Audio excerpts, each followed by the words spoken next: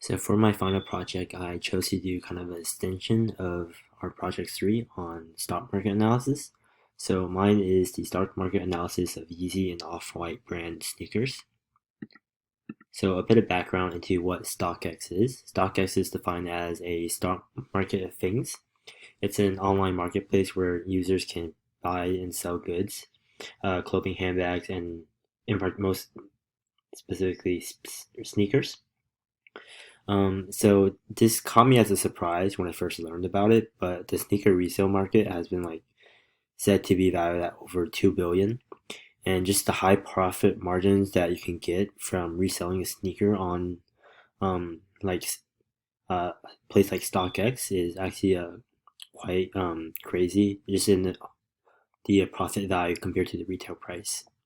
And so one of the primary driving points for me to kind of do this project was my kind of curiosity into what factors would be useful or information would be useful if I were to be interested in kind of pursuing this as something on the side.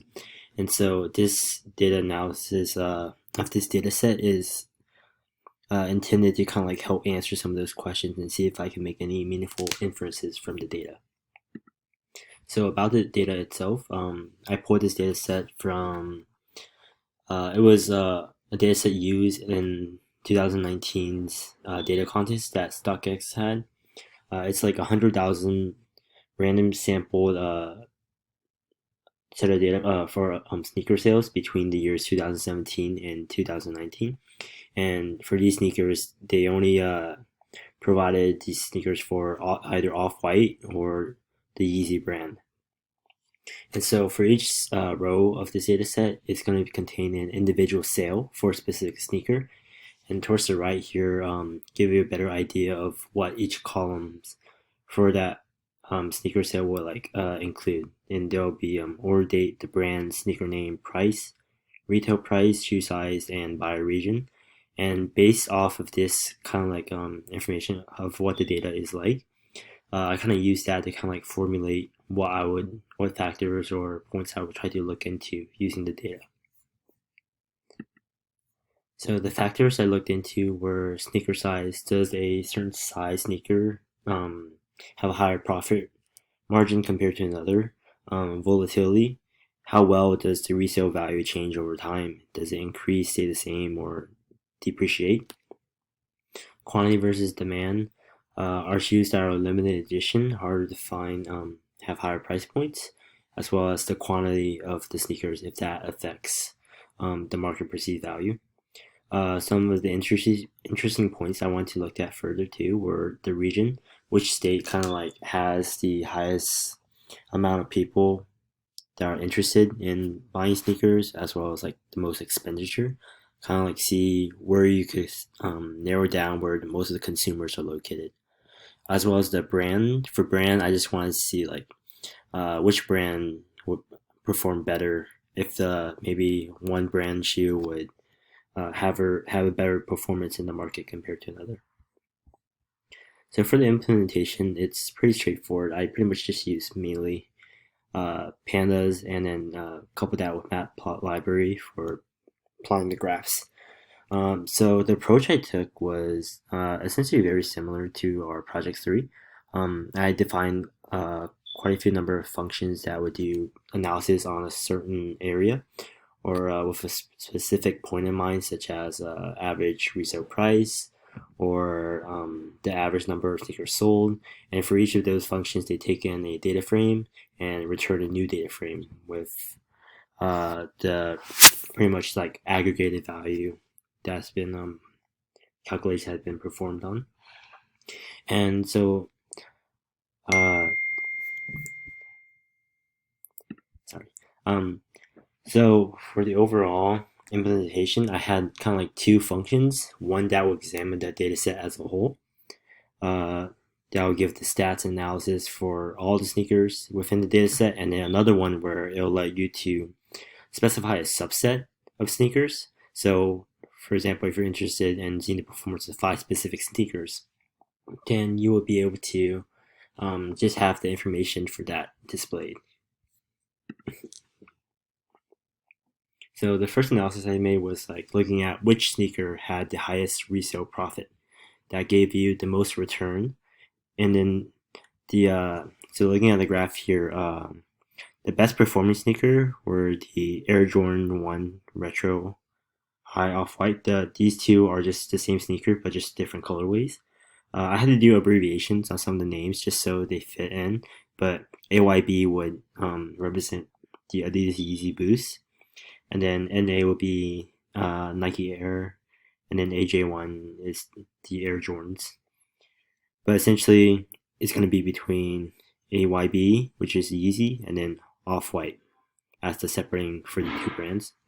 And then one of the most surprising thing was again just the sheer difference between the retail price and the sales price, where sometimes the sale price can be multiple times that of the retail price, and it just goes to show kind of like how crazy some people really desire certain sneakers that they're over willing to put out such a high price point to purchase it. I guess the reason behind this stark difference is that for certain sneakers, there's just like such a high demand, but there's so few quantities that are sold in retail. And once they're offered in retail, they're usually just picked up uh, and sold out instantly. And so, if you wanted to get one of these sneakers, it had to be typically through reselling or on places like StockX. So next up, I examined shoe size. So for shoe size, I want to look at if the price point would change depending on the different sizes of shoe. And so on the first graph, I saw like a massive jump in the price point for sneaker sizes 16 and up. It's like 16 to 17. And then I kind of like wanted to kind of look at a different, examine this point from another viewpoint, just to make sure kind of like I can interpret the data better and explain why. So I looked at the number of the shoes sold for each size, and then it showed that for like size 16 to 17, those are actually very rare, and there were very few sold. So based off this, I kind of inferred that because size 16 to 17, and these are min sizes according to the website, um, these are actually very rare and hard to find. So thus, I guess it goes back to saying it being very limited. Thus, explaining the reason for the very high price point.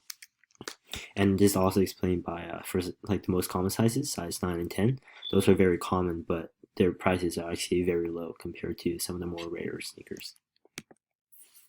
So another point with the size, I kind of like include this scatter plot, although it's not the best representation. I kind of like used it to kind of show where, for the different shoe sizes, the price points were hitting. And so again, for the more common shoe sizes like 10 and 9, you see on the bottom like the points have been very densely congregated, so that such that it's like almost like a solid line. But as you move further up, um, these size sneakers being sold for higher price points are a lot more rare since the points are more distinguishable and a bit more scattered. So the average sale price of it will kind of like be attributed to a lower price since a lot of the concentration is on the bottom. And if you're looking at the rare shoe size like 16 to 17, these points are congregating at like a higher point, thus explaining the higher price point as well. Going on to the region. So for the graph itself, in the data frame, I just mainly summed all the profits together to get like the top result, and the three states that had the most expenditure as well as number of sales were sorry, California, New York, and Oregon.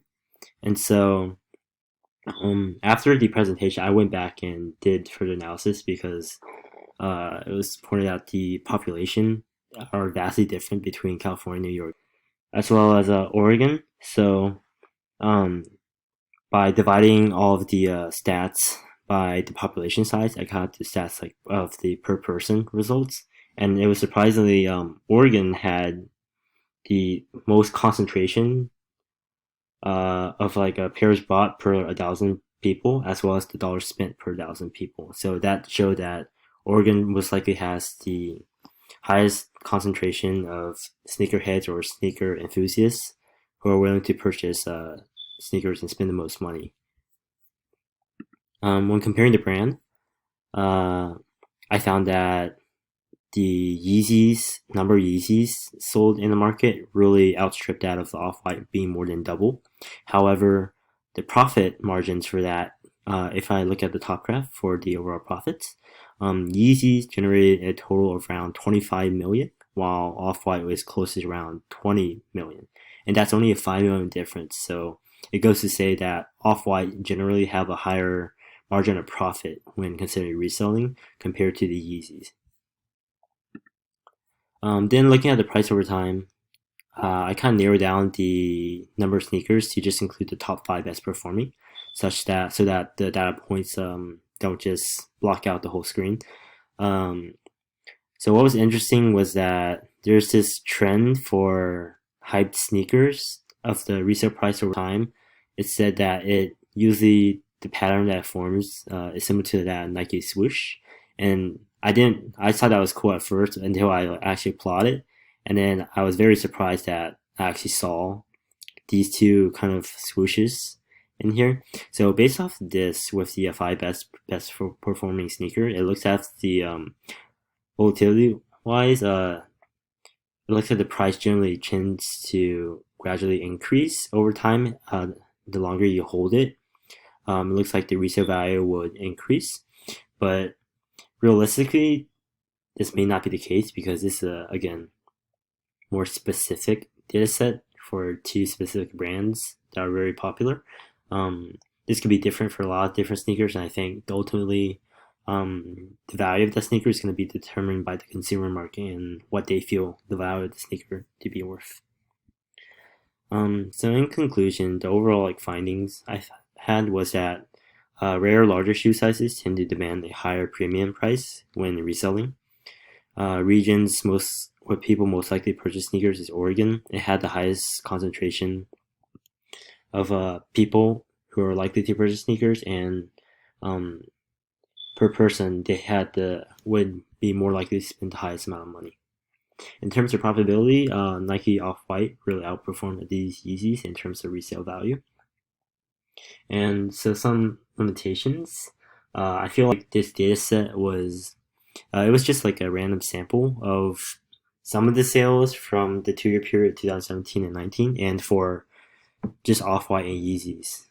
I feel like to kind of maybe get a better idea, and this analysis would have to extend to other shoes brands as well for a more dependable and accurate result.